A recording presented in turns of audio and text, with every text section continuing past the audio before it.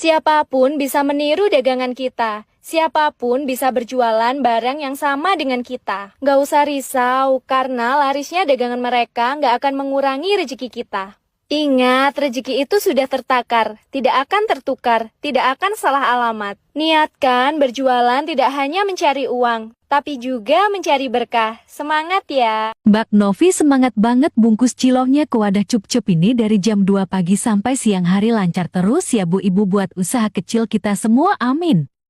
Pas aku packing pesanan cilok, ada satu orang belinya itu sampai 20-an plastik loh teman-teman. Seperti yang kalian tahu, kemarin itu aku bikin 20 kiloan cilok. Hari ini aku waktunya packing ya. Untuk packingannya sendiri, kalau pastikan seperti ini tuh variasinya lengkap ya. Untuk harganya itu 5 ribuan. Buat sambal kacangnya sama pembelinya itu suruh dipisah. Ini udah aku pisahin. Kemudian untuk percilokannya itu lengkap. Variasinya ada tahu, ada siomay kubis, ada cilok isi sama gorengan. Selanjutnya aku juga wadahin pesanan dari guru ini tuh pesenannya sampai hampir 25-an plastik cilok ya teman-teman. Alhamdulillah kalau untuk variasinya itu lengkap, semuanya campur. Kalau udah diwadahin semuanya, penampakannya seperti ini. Untuk percilokan aku tinggal dibungkus. Kalau untuk sambelnya udah aku bungkusin semua ya teman-teman. Semuanya serba pedas, kemudian campur untuk sambelnya itu. Kalau aku buka pesanan online, biasanya aku tuh bukannya PO ya teman-teman. Jadi satu hari sebelum aku bikin cilok itu sudah aku list siapa aja yang pesan cilok, sekalian aku totalin. Jadi nggak bisa dadakan ya teman-teman. Kalau pengen beli langsung aja datang ke warung aku, udah ada di Google Maps. Kalau pengen pesen cilok online langsung aja ke WA, nomornya udah di IG. Setiap ada pesanan cilok, sambalnya itu selalu aku sendirikan supaya nanti nggak bocor terkena gorengan. Pesanan 20-an cilok plastik sudah siap ya. Makasih ya yang udah order cilok aku. Semoga rezekinya tambah dilancarkan. Sampai di sini dulu untuk mini vlog aku hari ini.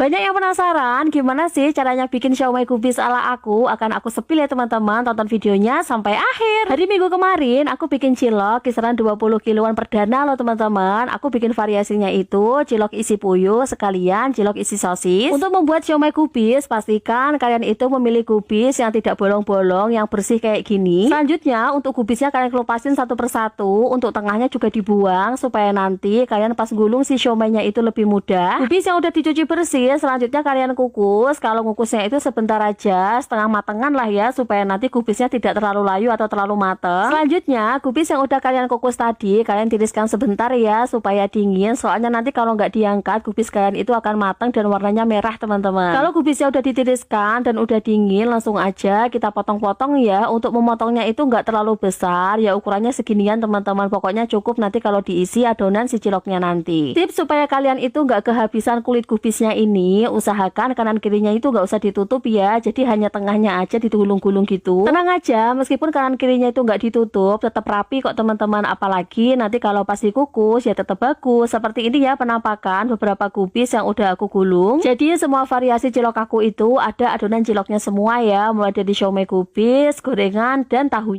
Kali ini aku akan share bahannya untuk membuat sambal kacang sekalian sambal pedas jualan aku. Nah, buat bahan-bahannya ini aku tulis ya teman-teman, mulai dari sambal kacang, bawang putih, cabai rawit, cabai kecil. Jadi semuanya lengkap supaya apa? Supaya sambal kacang kamu lebih mantap. Buat cabai rawit maupun cabai besar, kemudian kacang dan bawangnya ini digoreng bebarengan ya teman-teman. Usahakan untuk kacangnya pun jangan sampai terlalu gosong ya, supaya nanti sambal kalian itu lebih enak. Kalau ada yang request untuk sambalnya lebih pedas, ini aku udah rebus untuk cabai kecil sama bawang putih, kemudian nanti di blender dikasih kaldu bubuk sedikit ya teman-teman. Kalau untuk cabai kecil seperti ini nggak dicampur sama sambal kacang ya, nanti disendirikan. Nah, buat sambal kacang supaya lebih enak aromanya, ini aku tambahkan daun jeruk yang udah dihilangin bagian tengahnya. Kalau bahan-bahan sambal kacang udah siap semuanya, mulai dari daun jeruk, cabai, kemudian kacang, nanti di blender sampai lembut atau bisa kalian selepin ya teman-teman. Sambal kacang emang harus ada ya kalau di warung aku, soalnya untuk bumbu cilok ya seperti ini, khasnya itu sambal kacang, kemudian dikasih saus sedikit, ada kecap. Untuk penampakan sambal kacang aku sekalian cilok aku kalau udah disatuin tuh seperti ini teman-teman. Jadi bisa banget kalau buat sambal kecil tinggal ditambahin sama gula merah. Kalau pengen buat sambal kacang ya seperti ini. Gimana, udah tahu kan bahannya untuk bikin sambal kacang? Mbak Umiasi, komen pertama aku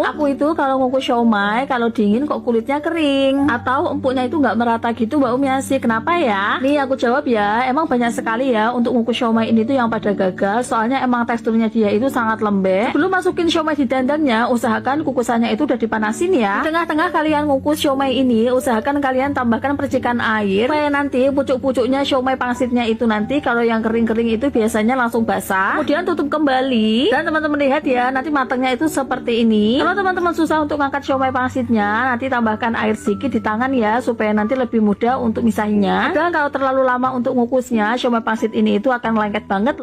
Assalamualaikum, kemarin aku udah sepil caranya bikin tahu cilok aku. Hari ini aku akan liatin cara masaknya ya. Pejuang rupiah kembali melangkah, semoga hari ini menjadi berkah. Semoga semangat aku hari ini juga nular ke teman-teman semuanya, para pejuang rupiah ya. Kemarin ada yang bilang, Mbak Umiasi kenapa pas masukin adonan ciloknya itu ke tahu nggak pakai sarung tangan? Sebelum aku memegang adonan cilok atau ngebentuk cilok itu, aku usahakan tangan aku udah bersih ya. Soalnya kalau aku tuh pakai sarung tangan, yang ada cilok aku itu nggak kelar-kelar teman-teman kalau ngebentuknya, apalagi kalau ngisi beberapa adonan buat tahu. Nah ini dia teman-teman untuk tahu yang udah aku bentuk semuanya. Kali ini untuk tahunya itu cara masaknya tinggal dikukus aja, tapi bener-bener mateng loh ya, soalnya emang adonannya ini tuh tebal sekali. Ini aku juga liatin beberapa kacang sekalian cabai yang udah digoreng, ini tuh untuk sambal kacangnya ya teman-teman. Kemudian tahu yang udah siap untuk dikukus langsung aja dimasukin ke dandang. Hayo siapa yang penasaran tahu cilok aku kalau mateng? Nah seperti ini ya teman-teman, tahu cilok aku yang udah mateng. Ini tuh enak banget kalau dimakan pas anget-anget. Sudah nggak bingung lagi kan gimana caranya bikin tahu cilok seperti aku? Biasanya kalau aku jual di teras rumah, tahu kalau udah matang seperti ini aku pindahkan ke lengser. Nanti kalau di depan aku masukin ke dandang yang ada kuahnya ya. Jadi bebas, kalau kalian pengen jual dingin juga boleh, atau dalam keadaan anget-anget juga boleh. Semoga bermanfaat. Salam pejuang rupiah semuanya ya. Bye bye.